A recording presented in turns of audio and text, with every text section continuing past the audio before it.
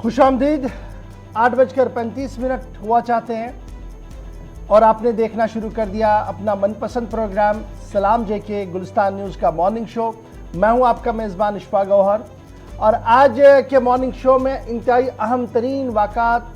हमारे सामने हैं जिसको लेकर आपके साथ गुफ्तगू करनी है। मौसमी सूरत हाल से लेकर ज़मीनी सूरत हाल तक बात करेंगे। कुछ रिपोर्ट सामने आई है उसका तज्ज़िया तबसरा करेंगे। एडवाइजरियाँ जारी हुई है, कहाँ कहाँ पर वो एडवाइजरी जम्मू कश्मीर के हवाले से है उस पर गुफ्तगू करेंगे। मुल्की सतह पर आज एक दो बड़ी अहम नशस्तें होनी हैं, उन नशस्तों के आगे पीछे का हाल अहवाल भी आपके साथ रखेंगे। यानी कुल मिलाकर ये पूरा पैकेज जो होगा ये 3 पड़ावों पर आएगा। पहले और दूसरे मरहले पर हम लगातार आपसे खबर बताएंगे। तीसरे पड़ाव पर 8:35 पर जब आएंगे तो हमारी कोशिश रहेगी कि 8:40 से जो आखिरी 15 से 20 मिनट का वक्त है वो आज के दिन वक्फ रखा जाए जी सिर्फ फ़ोन कॉल्स के लिए, ताकि आप अपनी आवाज़ को बुलंद कर सके। क्योंकि जो मामलात आपके सामने रखे जाएंगे उसके बाद ज़रूर आपके मन में भी सवाल होंगे जो आप इंतज़ामिया से पूछिएगा ज़रूर, और उम्मीद रखिएगा कि उन सवालों का अमली जवाब वहाँ से भी आए। तो 3 पड़ाव में प्रोग्राम रहेगा। 10 बजे तक आप हमारा साथ देंगे। टीवी पर आप हमें देखना शुरू कर चुके हैं, फटाफट से मोबाइल उठाकर अपने फेसबुक पेज पर आइएगा, Gulistan news live feed, Gulistan news channel, 2 official page हमारे चलते हैं, दोनों को लाइक सब्सक्राइब और शेयर कीजिएगा। यूट्यूब, ट्विटर, इंस्टाग्राम पर आप हमारे साथ ज्वाइन कीजिएगा और साथ साथ हमारी ऑफिशियल वेबसाइट www.gulistannews.in पर लॉग इन, सब्सक्राइब और शेयर जरूर कीजिएगा, ताकि आपके एक क्लिक से जम्मू कश्मीर की मौजूदा सूरत हाल दुनिया पर तक जा सके और साथ साथ अपना फीडबैक भी इनबॉक्स मैसेज के जरिए से आप तक जरूर पहुंचाइएगा। आपसे वादा कि जो तनकीद आप करते हैं हमारे प्रोग्रामों को लेकर उन्हें हम बएहसन देखते हैं, उन्हें हम कदर की निगाह से देखते हैं और कोशिश करते हैं कि जो गलतियां आप हमारी निकालते हैं उन्हें हम सुबह के प्रोग्राम में जब दूसरे दिन आपके सामने आते हैं तो वो गलतियां हरगिज़ भी ना रहें। तो ये उम्मीद कि आप लगातार 10 बजे तक ट्रांसमिशन देखते रहेंगे। फिलहाल आते हैं अपने पहले पड़ाव पर। आज के दिन तारीख के पस मंज़र में क्या कुछ है और तारीख की किताब को पढ़ने के बाद चंद अहम तरीन वाक़ात आपके सामने रखेंगे। आसिफ रशीद मेरे साथी दिल्ली स्टूडियो में मौजूद है। बहुत शुक्रिया आसिफ। खुशामदीद, गुड मॉर्निंग, बहुत बहुत शुक्रिया आप सभी का हमारे साथ ज्वाइन करने के लिए। 10 बजे तक हमारा और आपका साथ आज भी प्रोग्राम में रहने वाला है। मुख्तलिफ मौज़ूआत पर जाएं, बैनुल-अक़वामी, कौमी और मकामी सतह पर खबरों की तरफ जाएं, लेकिन उससे पहले रुक करेंगे हिस्ट्री ऑफ द डे का। खास क्या है वो ज़रा आपको बताते हैं। साल 2022, चौथा महीना, अंग्रेजी कैलेंडर के मुताबिक अप्रैल की आज 27 तारीख। 1526 में आज ही के दिन मुगल हुक्मरान बाबर दिल्ली का सुल्तान बना था। 27 तारीख थी, साल था 1526। 1748 में आज ही का दिन था जब मुगल बादशाह मोहम्मद शाह का इंतकाल हुआ। मुगल सल्तनत से जुड़े हुए ये 2 अहम शख्सियात, शुरुआत में इनके बारे में आपको बताया। इसके साथ साथ 1960 में नई दिल्ली में नेशनल डिफेंस कॉलेज का आगाज हुआ, जिसके बाद यहाँ पर आर्मी की ट्रेनिंग और अफसरान का निकलना साल 2022 तक आज पिछले 60 सालों से जारी है। 1909 में सल्तनत उस्मानिया के मुराद पंजम ने अपने भाई सुल्तान अब्दुल हमीद का तख्ता उलटकर हुकूमत संभाली थी। साल था 1909, तारीख थी 27 अप्रैल की अंग्रेजी कैलेंडर के मुताबिक। 1984 में पाकिस्तान के सदर जनरल ज़ियाउल हक ने अहमदियों पर इस्लामी नाम और अलामात के इस्तेमाल पर मुकम्मल तौर पाबंदी आयद कर दी थी 1984 में 27 अप्रैल को, यानी आज के दिन। 1989 में बांग्लादेश में एक खतरनाक तूफान आया और इसकी वजह से 500 से ज्यादा अफराद अपनी जान गंवा बैठे, 1000 से ज्यादा मामूली तौर जख्मी हुए। लेकिन सबसे खतरनाक सूरत हाल तब बनी थी जब यहाँ 32,500 के करीब लोग घरों से बेघर हो गए थे, जिनके घर इस तूफान की नजर हुए थे 1989 में 27 अप्रैल के दिन। 1993 में अफगानिस्तान के अंदर तैयारा AN-32 गिरा जब यहाँ मुसल्लह शोरिश थी और लड़ाइयाँ चल रही थी। रूस भी अफगानिस्तान के अंदर अपनी कार्रवाइयाँ जारी रखे हुए था और 1993 में उस वक्त अफगानिस्तान के अंदर AN-32 गिरने से 76 अफराद की जान चली गई थी अफगान तैयारे के हादसे में। साल 2008 में अफगानिस्तान के अंदर एक बड़ी डेवलपमेंट हुई जब उस वक्त के सदर हामिद करजई पर तालिबान ने हमला किया, लेकिन बाल बाल बचे थे और रुकन पार्लियामेंट, इसके अलावा 3 हमलावरों समेत 6 लोग इसमें हलाक हुए थे। जवाबी कार्रवाई फौरी तौर पर की गई थी और ये हमला काबुल के मज़ाफ़ाती इलाके में हुआ था। 2008 को तारीख थी 27 अप्रैल। एक रुकन पार्लियामेंट ने अपनी जान गंवा दी थी, जबकि जवाबी कार्रवाई में हमला करने वालों में से 3 की मौत हो गई थी और दीगर राह फरार अख्तियार करने में कामयाब हुए थे। हिस्ट्री ऑफ द डे में इतना ही, लेकिन अब प्रोग्राम का आगाज करेंगे और प्रोग्राम में आज आपको उस मामले की तरफ लिए चलते हैं जो मुल्की सतह पर या बैनुल-अक़वामी सतह पर सुर्खियों में था, लेकिन अब मरकज के ज़ेर इंतजाम जम्मू कश्मीर में भी ये मामला एक बार फिर सुर्खियों में आ गया है और मामला हिजाब का है। इशफाक, चलिए जनाब, आज जरा शुरुआत हिजाब के मामले से करते हैं, जहां मुल्क की कई रियासतों के अंदर हिजाब मामले पर काफी गर्मा गर्म बहस हो रही है। स्कूल पर आने पर पाबंदी आ रही है। अब हिजाब का मामला पहुंच गया जी जम्मू कश्मीर के अंदर, और हिजाब मामला इस वक्त जो सामने आ रहा है वो शुमाली कश्मीर के एक स्कूल ने हिजाब पर पाबंदी लगाने की बात सामने आ रही है। और ये स्कूल जो है ये इंतजामिया की तरफ से बाज़ाब्ता तौर पर नोटिस तो जारी कर दी गई है, यानी जो स्कूल इंतजामिया है उन्होंने उस्तादों और तलबा से कहा कि वो हिजाब पहन कर ना आए, और हिजाब मामले पर वजाहत भी थोड़ी देर पहले जो है वो सामने आई है। इस वक्त की अहम तरीन और बड़ी खबर कि नॉर्थ कश्मीर से जो सामने आ रही है कि एक प्राइवेट स्कूल है जी जो एक NGO चला रहा है, इंद्रानी बालन फाउंडेशन, उनकी तरफ से एक सर्कुलर जारी किया गया है, जो सर्कुलर सोशल मीडिया पर इस वक्त बहुत ज़्यादा वायरल हो रहा है, जिसमें स्टाफ से कहा गया है कि वो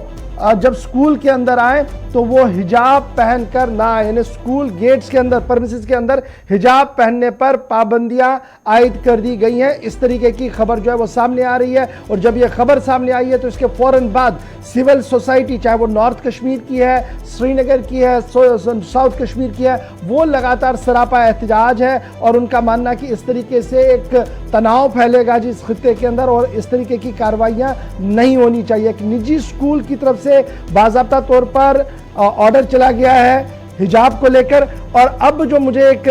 ज़राए से खबर आ रही है कि उनका मानना कि हिजाब नहीं जी, हम निकाब को कह रहे थे। बहरहाल हिजाब या निकाब, तो इस वक्त की बड़ी खबर यही है कि जब से हम लगातार ये कौमी खबर देख रहे थे कि कहाँ पर ये मामले चले, हरियाणा हाई कोर्ट ने जो कर्नाटका हाई कोर्ट है किस तरीके से उन्होंने अपना एक ऑर्डर दिखाया था और अपनी बात सामने रखी थी, और उसके बाद इम्तिहानात में भी ये मामला सुप्रीम कोर्ट तक भी चला गया था, इंटरवेन ज़्यादा नहीं हो पाया था। अब ये मामला पहुंचा जी कश्मीर, और कश्मीर के नॉर्थ कश्मीर से इस वक्त की खबर है कि एक स्कूल जो जिस्मानी तौर नाखेज बच्चों के लिए खुसूसी तौर पर स्कूल चल रहा है, वहाँ पर इस तरीके की इत्तला है कि वहाँ से एक जो मकामी प्रिंसिपल है स्कूल का, उन्होंने एक ऑर्डर जारी किया है, जो ऑर्डर सोशल मीडिया पर काफ़ी ज़्यादा वायरल है, और उसके बाद अब वहाँ की सिविल सोसाइटी और आम लोगों ने इस ऑर्डर के इजरा होने पर ताज्जुब का इजहार किया है, और साथ साथ अपील की है इंतज़ामिया से कि वो इंटरवेन करे इससे कबल कि सूरत हाल पुरतनाव वहाँ पर हो, क्योंकि सूरत हाल जिस तरीके से पूरे मुल्क के अंदर हिजाब को लेकर चल रही है वो मामला अब दस्तक दे चुका है जी कश्मीर के अंदर। और नॉर्थ कश्मीर से अभी तक की बड़ी खबर और पहली खबर जिससे हम आगाज़ कर रहे हैं कि मुल्क के अंदर हिजाब, अजान, लाउड स्पीकर का मामला चल ही रहा था, लेकिन उस बीच अब कश्मीर तक इसकी दस्तक आ गई है, और कश्मीर के अंदर नॉर्थ कश्मीर से इस वक्त की खबर जो सामने आ रही है कि एक निजी स्कूल ने फरमान जारी किया, और वो फरमान सोशल मीडिया पर काफ़ी ज़्यादा वायरल है, जिसके बाद सिविल सोसाइटी ने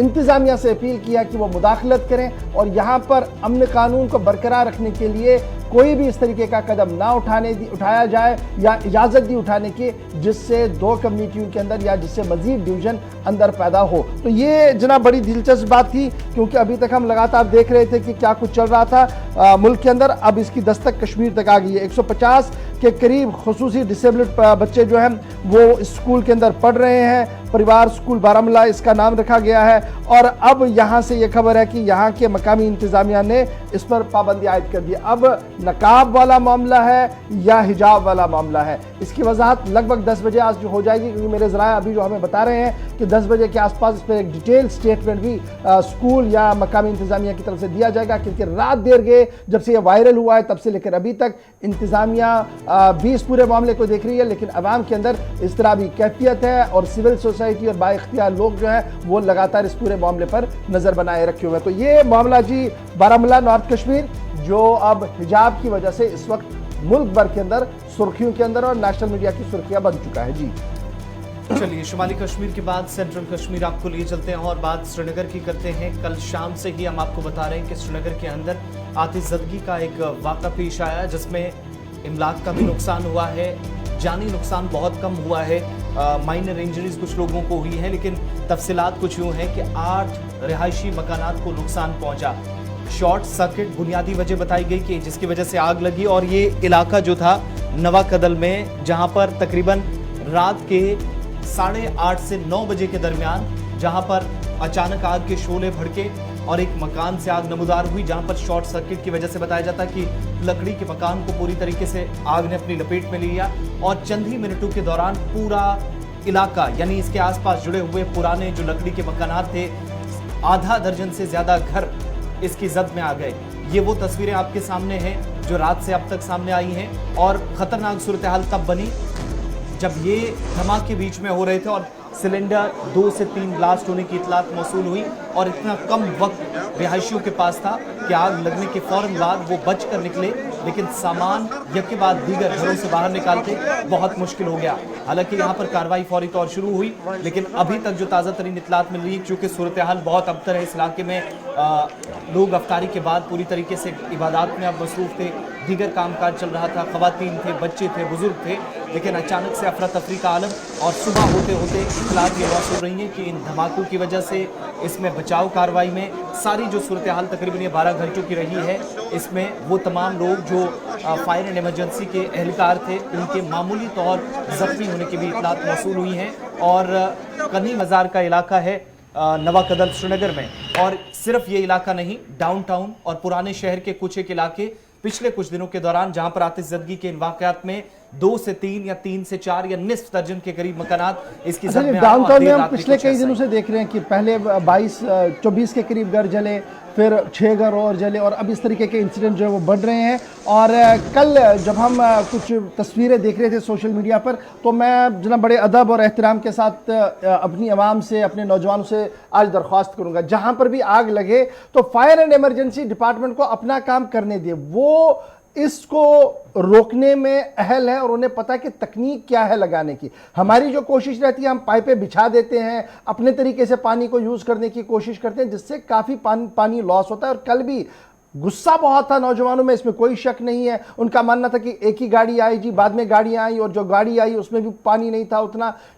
किस हद तक ये सही है नहीं है, it is matter of discussion और डिबेट, और इस पर इंक्वायरी होनी चाहिए। लेकिन बड़ा सवाल ये है कि जब हम टेक्निकल आदमियों को काम करने ना दें और अपने हाथ में लेकर पाइपें बिछाना शुरू करें, और जब पाइप की जरूरत पड़ती है वो पता लगता है वो तो ऑलरेडी बिछी है, और वन से पाइप बिछ गई, उसको रोल करना है, वापस लगाना है, इसमें टाइम लगता है। इसलिए मैं आज दरख्वास्त करूंगा जी सभी लोगों से कि जहां पर भी इस तरीके की नागहानी आफत आए, जहां पर भी इस तरीके का मुसीबत आए, तो वहां पर अव्वलीन तरजीह जो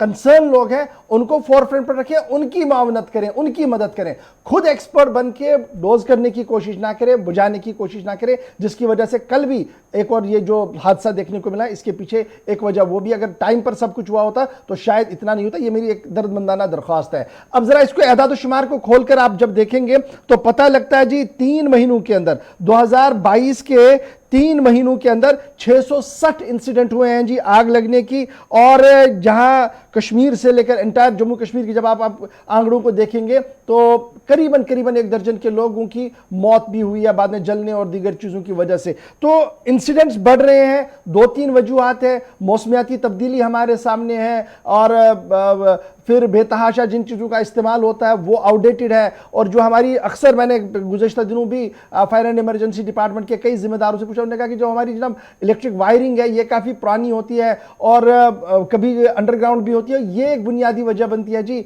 आग लगने की। तो बड़ा एहतियात बरतिएगा, क्योंकि इन इलाकों के अंदर और इस तरीके से डाउनटाउन के अंदर जब एक बार चिंगारी उठती है तो उसको बुझाने में वक्त लगता है, क्योंकि एक तो हमारी गलियां बहुत छोटी हैं, बुलडोज इसको जी फायर एंड इमरजेंसी सर्विस को आने में टाइम लगता है, और फिर पानी की भी किल्लत इन दोनों बहुत ज़्यादा है। तो बहुत ज़्यादा एहतियात हमें बरतना है, और साथ साथ ये भी कोशिश करनी है कि जो कंसर्न अथॉरिटियाँ हैं उनको सबसे आगे रखकर उन्हीं से काम करवाया जाए और उनकी हम मुआवनत और मदद करें। क्योंकि ये भी जब एदाद शुमार को आप देख रहे हैं कि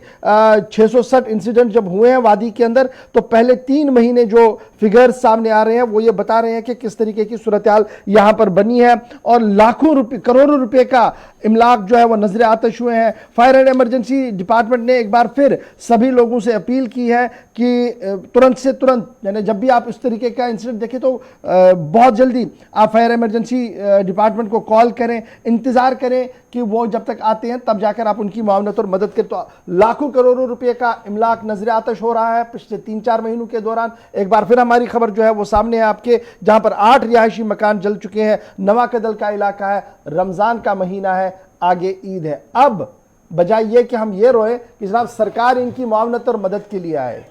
अपनी मदद आपके तहत अभी मौका भी है, महल भी है। और जो अहले सरवत है, आज दर्दमंदाना अपील आज से यहाँ से आज हम कर रहे हैं आपको कि आप भी अपना ताउन करिए जी, खुले दिल से खुद आकर इनकी मदद कीजिए, क्योंकि आप देखिएगा आगे ईद है और आशियाने जल चुके हैं। हम सब की जिम्मेदारी है कि आशियाने दोबारा बने। चलिए बढ़ते हैं जी आगे। महकमा मौसमियात की पेशन गोई है कि आने वाले दिनों में जी मतला बरालूद नहीं रहना है, धूप भी होनी है। और जो सूरत हाल इस वक्त है वो ये बन रही है कि नदी नालों के अंदर पानी बतदरीज कम हो रहा है। और जब ये सूरत हाल आ रही है तो irrigation and flood control department ने एडवाइजरी जारी कर दी है। और ये एडवाइजरी किसानों के लिए इंतहाई अहम है। अगरचे ये पहली एडवाइजरी है और 3 दर्जन से ज्यादा इलाकों के नाम इस एडवाइजरी के अंदर जारी कर दिए गए हैं। क्या कहा गया है डिटेल के साथ आपको बताएंगे आसिफ रशीद, और सीधे चलेंगे श्रीनगर भी, जहां से हमारे साथ हिलाल हांजुरी भी ज्वाइन करेंगे। पिछले कई रोज से हम आपको बता रहे हैं मुख्तलिफ इलाकों के अंदर ये परेशानी है। और मौसम जब नॉर्थ इंडिया के मुख्तलिफ पार्ट्स के अंदर खुश्क है तो उसका असर आबी ज़खायर पर और नदी नालों पर देखा जा रहा है। पानी की शदीद किल्लत, बिजली की परेशानी अपनी जगह, थोड़ी देर में उस पर भी आएंगे। लेकिन ऐसे में जब बिजली के बहरान से अब निकले नहीं थे कि पानी की किल्लत के सबब भी अब महकमा फ्लड व इरिगेशन की जानिब से जो वादी कश्मीर के अंदर बिलखुसूस मुख्तलिफ इलाकों के लिए एडवाइजरी जारी हुई है, उसमें इस बार काश्तकारों से कहा गया है कि वो धान की फसल ना उगाएं, बल्कि इस बार ये मुतबादिल इसका कोई तलाश करें। यानी कोई दूसरी फसल अगर है तो वो फौरी तौर पर मुतबादिल के तौर पर यहाँ आप काश कर सकते हैं। इस सूरत में महकमा की तरफ से बरवक्त आबपाशी के लिए ये लास्ट लाइन जो आपके सामने है, इसमें जहां पर आप हाथ से लिखी हुई तारीख देख रहे हैं 26/4, यानी कल 26 तारीख को ये नोटिस जारी हुआ, ये एडवाइजरी जारी हुई है। आखिरी लाइन में लिख दिया गया है कि महकमा फ्लड एंड इरिगेशन आज के वक्त में पानी देने की हालत में नहीं है, जिसका मतलब ये हुआ कि डिपार्टमेंट ने हाथ खड़े कर दिए हैं और आने वाले दिनों के अंदर एक और शदीद बहरान से काश्तकारों को भी गुजरना पड़ेगा। ये पहली एडवाइजरी है जी, मेरी नजर में जहां तक मुझे लग रहा है ये पहली एडवाइजरी है। और ये महकमा flood and irrigation division Sopore की तरफ से जारी कर दी गई है, जहां पर डिवीजन ने अपने हाथ खड़े कर दिए हैं। काश्तकारों को रवां बरस में धान की फसल काश्त न करने की हिदायत जारी की गई हैं। और सूबे में जो खुशहाली का मौसम इस वक्त लगातार चल रहा है और जिस तरीके से टेम्परेचर बढ़ रहा है, जिसकी वजह से जो हमारे ग्लेशियर्स हैं, जो बर्फ़ थोड़ी सी पड़ी थी वो बहुत जल्द पिघल चुकी है। और अब आने वाले दिनों में जब हमें पानी की ज़रूरत है तो अब वो नहीं मिल सकता है। जब खेत के लिए पानी नहीं आएगा तो इसका रेसिप्रोकेट, इसका दूसरा पहलू भी देखिएगा, पीने के पानी की भी ऑटोमेटिकली किल्लत होगी। अब ये किल्लत कहां पर हो रही है? जम्मू कश्मीर के अंदर, जहां पर हमें शायद ये लग रहा था कि अल्लाह ने हमें बेबहा कुदरत के खजाने हमारे पास है और हमारे ऊपर माहौलियाती तब्दीली का कोई असर नहीं पड़ेगा। पहली खबर जो आपके सामने है और डिवीजन की तरफ से जो नोटिफिकेशन जारी कर दिया गया है वो ये साफ है। हमारे साथ हिलाल ज्वाइन कर चुके हैं। हिलाल, ये जो नोटिफिकेशन मेरी नजर में शायद ये पहला नोटिफिकेशन जारी हुआ है, डिटेल में किन इलाकों के लिए ये नोटिफिकेशन है? क्या कुछ उम्मीद बाकी है अब इसके बाद कि काश्तकार या एग्रीकल्चर के साथ जो लोग हैं उनके लिए राहत होगी? बजूज की सरकार कुछ और भी प्रोग्राम करें, कुछ इस तरीके का है इनिशिएटिव कोई? बिल्कुल गौहर, हम ये कह सकते हैं कि उम्मीद पर ही दुनिया कायम है। लेकिन इस वक्त यानी असर हाजिर में ऐसा लग रहा है कुदरत इस कौम से काफी नाराज है, क्योंकि पहले हमने कोविड की गुजरे तो इंसानी जानों पर बनाई थी और अब ज़राअत पर भी ये सारी सूरत हाल जो है बनाई है। ये नोटिफिकेशन जो है ये दफ्तर executive engineer irrigation and flood control division Sopore की जो हमें हाथ लगी है, जिसमें लगभग इस डिवीजन के सैकड़ों ऐसे गांव देहात है जहां पर धान की पनीरी लगती थी, यहाँ शाड़ी का फसल जो है वो निकलता था। और इस हवाले से ऐसे लोगों से मुतलबा किया गया है एडवांस में ही कि वो इस साल धान की फसल जो है वो ना उगाए। क्योंकि रीजन का ये बताया जा रहा है कि जहां पहले ही इस सरमा के दौरान बर्फबारी कम कलील हुई है, दूसरी बात यह है कि अब मार्च के महीने से ही जो गर्मी की शिद्दत बढ़ गई है, उससे जो हमारे ग्लेशियर्स थे या जितने भी हमारे यकदस्ता पहाड़े हैं, वहां पर उनका पिघलना और पिघलने से जल्दी जल्दी पानी खारिज हो जाता है। और जब मौजून सीजन होता है सिंचाई का, जिसमें जून और जुलाई और अगस्त के महीने आते हैं, जब धान की फसल अपने हुबाब पे होती है, तो उस वक्त महकमा इरिगेशन एंड फ्लड कंट्रोल इन जमींदारों को या इन किसानों को पानी फराहम करने की सूरत में नहीं हो सकता है। तो इस वजह से उन्हें कबल वक्ती मुतनबे किया गया है, यहाँ तक कि मुतला किया गया है कि वो इस साल धान की पनीरी, धान की फसल ना लगाए, बल्कि उसकी मुतबादिल जो फसल है, चाहे मक्की लगानी हो या गुंदन लगाना हो या कुछ और फसल लगाना हो, जिसको पानी की ज्यादा जरूरत नहीं पड़ती है, तो उन ही फसलों का यहाँ पर इस्तेमाल किया जाए। मुझे लगता है कि ये जो नोटिफिकेशन है, ये सिर्फ नॉर्थ कश्मीर के इन इलाकों के लिए ही नहीं होगा, बल्कि हो सकता है कि दीगर डिवीजन के लिए भी हो सकती है। लेकिन जो हमारे हाथ लगी है वो फिलहाल सोपोर डिवीजन की है, जो मुझे लगता है कि पिछले जब हम सोपोर डिवीजन की बात करते हैं, दैट मींस एंटायर नॉर्थ। जी हाँ, इसमें जो मैं देख रहा हूँ कि जो इलाकों का नाम दिया गया है, हालांकि एक एक नाम यहाँ पे बोलना अभी हमारे लिए भी मुनासिब नहीं होगा, क्योंकि ये सैकड़ों ऐसे इलाके हैं जो इस डिवीजन के मुंसलिक आते हैं, जो इस डिवीजन के आसपास आते हैं, बारामूला से लेकर पटन और पटन से लेकर सोपोर तक। तो इस तरह से ये सैकड़ों इलाके हैं जहां पर खास तौर पर धान की फसल लगाई जाती है। एक तरफ से ये तो एडवाइजरी हमारे पास आई है जो हम अभी नाजरीन को बता रहे हैं, तो क्या मैं ये समझूं कि ऑफिशियल ड्रॉट यानी खुश्क साली का ऐलान सरकार कर चुकी है? ये जो अभी एडवाइजरियां आ रही हैं, इसका मतलब तो यही है ना कि सरकार कहीं ना कहीं इस बात को मान रही है कि अब हमने जी प्लान 2 पर काम करना होगा, क्योंकि जब धान उगेगी नहीं तो सार्फिन तक तो कुछ ना कुछ पहुंचाना है। तो क्या मैं ये मानूं कि पहला फेज नोटिफिकेशन जारी करना, अब सरकार के लिए एक और परेशानी कि सरकारी राशन घाटों पर अब चावल की तकसीमकारी यकीनी हो, टाइम पर हो, क्योंकि अब तो ज्यादा रश पड़ेगा सीएपीडी पर। बिल्कुल गवार, ये खुशहाली का ही ऐलान है, क्योंकि अगरचे इससे यूपी गवर्नमेंट की लेवल पर अभी तक नहीं किया गया है, लेकिन जो कंसर्न डिवीजन है वहां इस बात का ऐलान हुआ है और बाज़ाती तौर पर ये नोटिफिकेशन अब चस्पा भी की जा रही है अखबारात के अंदर कि यहाँ खुशहाली होगी और महकमा जो मुआसिब वक्त होगा, खासतौर पर जून और जुलाई, हालांकि अभी पानी की लेवल बराबर है, अभी ये धान की जो फसलें लगा सकते हैं उसके लिए पानी हो सकता है, लेकिन जब आगे सिंचाई के लिए, जब आगे इन्हें पानी की जरूरत होगी सैराब करने के लिए, तो उस वक्त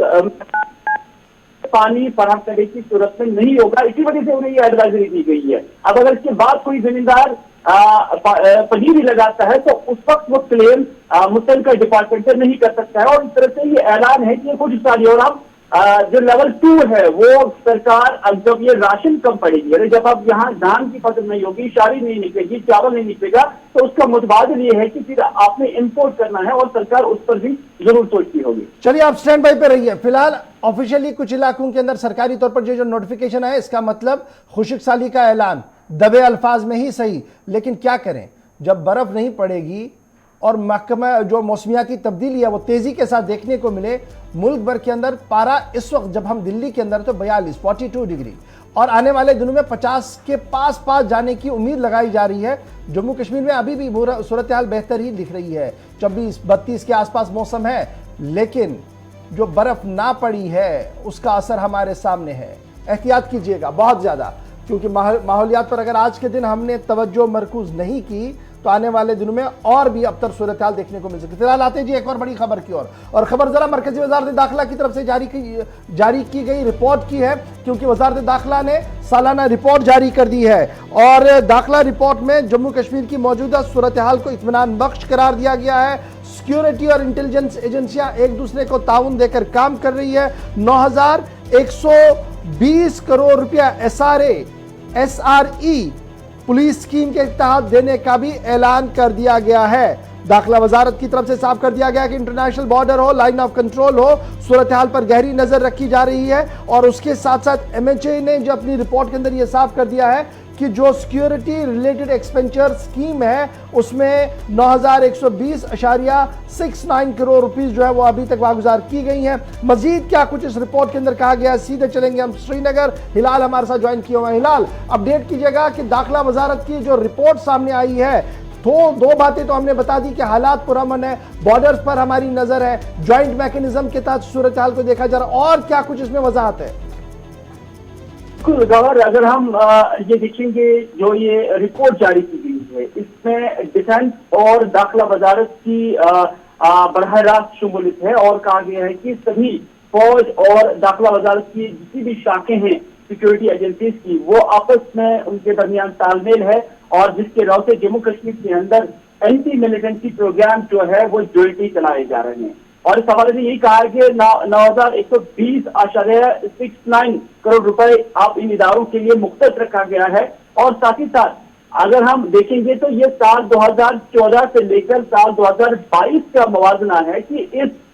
जो मरकज के अंदर भारतीय जनता पार्टी की सरकार है, इस दौरान किस तरह से यहाँ कामयाबियां सिक्योरिटी एजेंसीज को हासिल हुई हैं। और इस हवाले से यह भी कहा गया है कि साल 2014 में मारे गए 110 मिलिटेंटों में से अब 2020 में ये तादाद जो है 221 तक पहुंच गई। यानी साल 2014 के साल में 110 एक साल के अंदर मिलिटेंट मारे गए थे, जबकि 2020 में ये 221 तक पहुंच गई है। इस तरह से 2014 में 28 जबकि 2020 में 37 सिक्योरिटी एहलकार जो है वो जाम बैक हो गए हैं। तो इस तरह से रिपोर्ट में ये भी बताया गया है कि मरकजी दाखिला वजारत जो है वो जम्मू कश्मीर में 5 इंडियन रिजर्व पुलिस बटालियन और 2 सरहदी बटालियन और उसके साथ साथ 2 खवातीन बटालियन जो है उन्हें मंजूरी दी गई है बनाने की, और बाज़ाब्ता तौर पर इसका जो है इस रिपोर्ट में जगह भी मिली गई है। इसके अलावा रिपोर्ट में यह भी कहा गया है कि 1990 के दौरान जो पुराशुब हालात थे जम्मू कश्मीर के अंदर, तो उस वक्त यही कहा गया है कि 64,827 कश्मीरी खानदान जो है वो कश्मीर से। चलिए, बहुत बहुत शुक्रिया जी हिलाल हमारे साथ ज्वाइन करने के लिए, अपडेट देने के लिए बहुत बहुत शुक्रिया जी। फटाफट से जरा इसकी और 2 पहलू हैं जी इस रिपोर्ट के, फटाफट से आसिफ आपको बताएंगे कि मजीद इस रिपोर्ट के अंदर मजीद 2 पहलू क्या है, क्योंकि ऑडियो लगातार खराब आ रहा है। फटाफट से जनाब दोनों खबरें बता दीजिएगा। चलिए, बात जरा कश्मीरी पंडितों की भी और उसके साथ साथ शहरियों की हलाकतों की भी करते हैं, चूंकि इसी अरसे के दौरान या 90 की दहाई से जो सूरत हाल रही उस पर रिपोर्ट जब सालाना तैयार की वजारत दाखिला ने, तो 3 दहाइयों के दौरान ये आदाद शुमार भी दिए गए कि 14,000 से ज्यादा आम शहरियों ने जम्मू कश्मीर के अंदर अपनी जान गंवाई, इस खासतौर से इन पिछले 30 वर्षों के दौरान। और इतना ही नहीं, 5,500 के करीब 5,356 सिक्योरिटी फोर्सेस के एहलकार, जिनमें जम्मू कश्मीर पुलिस है, सीआरपीएफ है, अफवाज के एहलकार हैं, ये तमाम लोग 1990 से 2020 तक मुख्तलिफ ऑपरेशंस में या मुख्तलिफ कार्रवाइयों के दौरान अपनी जान गंवा बैठे, जिसका मतलब हुआ कि 30 वर्षों के दौरान तकरीबन जम्मू कश्मीर में शहरियों और सिक्योरिटी फोर्सेस की हलाकतों को कुल मिलाकर आदादुशुमार ये पता चलता है कि 19,000 से ज्यादा लोगों ने अपनी जानें गंवाई है इसी सूरत हाल के बीच वजारत दाखिला की रिपोर्ट के मुताबिक। जबकि ये भी बताया गया है 2022 और 21 के दरमियान बेहतरी का कहा गया है कि 21 और 22 के दौरान सिक्योरिटी सूरत हाल मजमूई तौर पर बेहतर हुई है, लेकिन इससे पहले की जो 30 वर्षों के दौरान सिचुएशन रही है उसमें यह बताया गया कि करीब 20,000 अमवात हुई, इनमें शहरी भी है, सिक्योरिटी एहलकार भी है। इसके अलावा ये भी साथ कहा गया कि वजारत दाखिला ने जम्मू कश्मीर के मुतालिक फैसला लिया या सिक्योरिटी सूरत हाल को बेहतर बनाने के लिए फैसला लिया, जिसमें 5 IR बटालियंस बनाई गई, 2 बॉर्डर बटालियंस बनाई गई, 2 खवातीन की बटालियंस बनाई गई, और इनमें 5 IR की बटालियन की जो रिक्रूटमेंट है, जो भर्ती का अमल है, वो ऑलरेडी मुकम्मल हो चुका है। ये भी सलामती सूरत हाल की खातिर उसे बेहतरी के लिए वजारत दाखिला का एक बड़ा इकदाम था। इसके साथ साथ ये भी कहा गया कि लाइन ऑफ कंट्रोल या इंटरनेशनल बॉर्डर पर दरअंदाजी की कोशिशों को रोकने के लिए मल्टी टायर डिप्लॉयमेंट हुई। यानी पहले सिर्फ आप देखते थे कि फ्रंट लाइन पर BSF काम करती थी, उसके साथ साथ राष्ट्रीय राइफल्स, असम राइफल्स की खवातीन आप देख रहे हैं गांदरबल से जिनकी डिप्लॉयमेंट की शुरुआत हुई थी और उसके बाद LOC तक इनकी डिप्लॉयमेंट देखी गई थी। ये वो खवातीन हैं जो इस मल्टी टायर डिप्लॉयमेंट का हिस्सा है इंटरनेशनल बॉर्डर, इसके अलावा बॉर्डर फेंसिंग पर या फिर इंटेलिजेंस इदारों को और भी बेहतर बनाने के लिए जितने मुमकिन इकदाम उठाए जा सकते थे और ऑपरेशन के दौरान कोऑर्डिनेशन को, तालमेल को बेहतर बनाने के लिए कहीं पर अगर फुकदान था तो उसको खत्म करने के लिए कोशिशें की गई, जिसकी वजह से सिक्योरिटी फोर्सेस ने आज के वक्त में एडवांस वेपन्स के साथ जदीद हथियारों के साथ इस बात को यकीनी बनाया कि आज के वक्त में भी कहीं दरअंदाजी की कोशिशें होती हैं तो फौरी तौर पर टेक्नोलॉजी का सहारा लेकर इस दरअंदाजी की कोशिश को नाकाम बनाया जाता है। ये सिक्योरिटी के हवाले से थी। इसके साथ साथ इसी खबर में यानी इसी रिपोर्ट के अंदर कश्मीरी पंडितों का जिक्र करते हुए सरकार ने कहा कि मिलिटेंसी से 90 की दहाई में 64,827 कश्मीरी पंडित जो है वो अपनी फैमिलीज के साथ यहाँ से निकले, जिनमें कुछ सिख भी थे, मुसलमान फैमिलीज भी थी, जो कश्मीर से मुतासिर हुए मुख्तलिफ इलाकों में ऐसी सूरत हाल से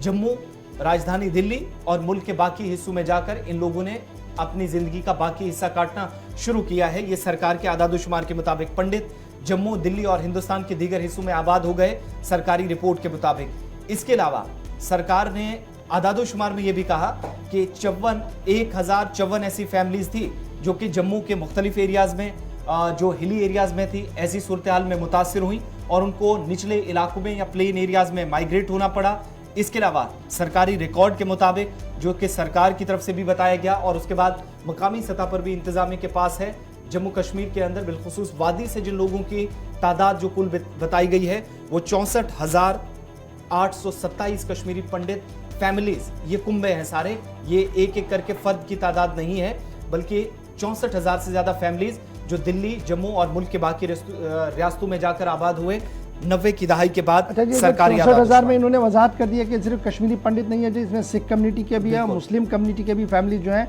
जो माइग्रेंट हुई है वादी से, जम्मू की और कुछ दिल्ली की और चली गई और कुछ मुल्क की दीगर रियासतों के अंदर भी रह रहे हैं। इधर बाज़ाबादकारी के प्रोग्राम पर भी वजारत की तरफ से एदाद-ओ-शुमार जारी कर दिए गए और कहा गया कि कश्मीरी पंडितों की बाज़ाबादकारी के हवाले से काम शदुमत से जारी है और अभी तक जो अप्रूव्ड जॉब्स थी, नौकरियाँ थी, उस पर भी काम हो रहा है और मज़ीद नौकरियों के मौके भी फराहम किए जाएंगे। और जो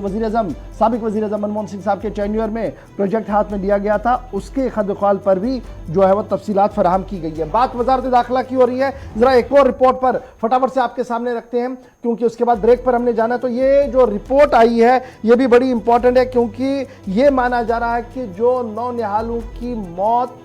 हो रही थी और जो सेक्स रेशो हमारा था उसमें काफ़ी ऊपर नीचे हो रहा था, वो अब इत्मीनान शरह तक आ चुका है। दो तीन अच्छी खबरें हैं जम्मू कश्मीर के एतबार से इस रिपोर्ट में। एक तो ये कि पैदाइश के वक्त जिनसी तनासुब में इजाफा देखा गया है। वजारत दाखिला की रिपोर्ट के मुताबिक पैदाइश के वक्त जो जिनसी तनासुब है वो 923 से बढ़कर 976 रिकॉर्ड सतह पर पहुंचा है और नौजायद बच्चों की अमवात की शरह भी कम हुई है और बच्चों की शरह अमवात किसी बीमारी से जो पिछले सालों के दौरान काफ़ी तेज़ी से बढ़ता हुआ रुझान देखा गया था उसमें कमी दर्ज की गई है। वजारत दाखिला की सालाना रिपोर्ट ये भी बताती है कि 2021 और 22 के मुताबिक, जिसमें अभी तक सरकार की तरफ से चाहे वो हेल्थ को लेकर हो, चाहे वो कोविड से बचने के लिए, बच्चों को बचाने के लिए जो इकदाम हों, उस सारी सूरत हाल में कहा गया कि ऑक्सीजन की सहूलियात से लेकर तिब्बी इमदाद तक बच्चों की बेहतर सहूलियात, उनका इलाज बेहतर हो और जो जिनसी तनासुब था, सेक्स रेशो था, जो जम्मू कश्मीर के अंदर बाकी यूटीज के मुकाबले पिछले सालों में कम देखा गया था, उसको बढ़ाया जाए या इसमें अगर इजाफा होगा तो बच्चों को अमवात की शरह कैसे उसे कम किया जाए, बच्चों को अमवात से कैसे बचाया जाए और मौलिक अमराज का जो शिकार हो जाते हैं उन्हें कैसे इससे निजात दिलाई जाए। तो रिपोर्ट के मुताबिक इस बार इसमें इजाफा देखा गया, यानी 923 से बढ़कर 976 तक। ये एक रिकॉर्ड सतह पर यूटी इंतजामिया के आदादोशुमार पहले से मरकजी सरकार के बाद में इस पर सामने आया, जिससे ये पता चला। इसके अलावा ये भी पता चला कि सेहत की देखभाल बेहतर हुई है। यही वजह है कि बुनियादी ढांचे को बेहतर बनाने से ये चीज मुमकिन हो पाई है कि बच्चों की शरह अमवात कम हुई है। जहां तक जिनसी तनासुब की मजीद बात है तो नौजायद बच्चों की, यानी आप देखते थे कि जब बर्थ रेशो जम्मू कश्मीर के अंदर बहुत अच्छा माना जाता था, जब पॉपुलेशन को आप कंपेयर करते थे बाकी रियासतों के साथ, लेकिन बर्थ रेशो के साथ साथ डेथ रेशो भी परसेंटेज लगातार ऊपर जा रही थी, शरह बढ़ रही थी। उस बर्थ रेशो के साथ नौजायद बच्चों को अमवात से बचाने और चंद लम्हों के लिए या चंद मिनट के लिए वो बच्चे इस दुनिया में रहते थे और चले जाते थे, इस सिलसिले को रोकने के लिए सरकार ये मानती है कि मुख्तलिफ स्कीमों के तहत काम किया गया और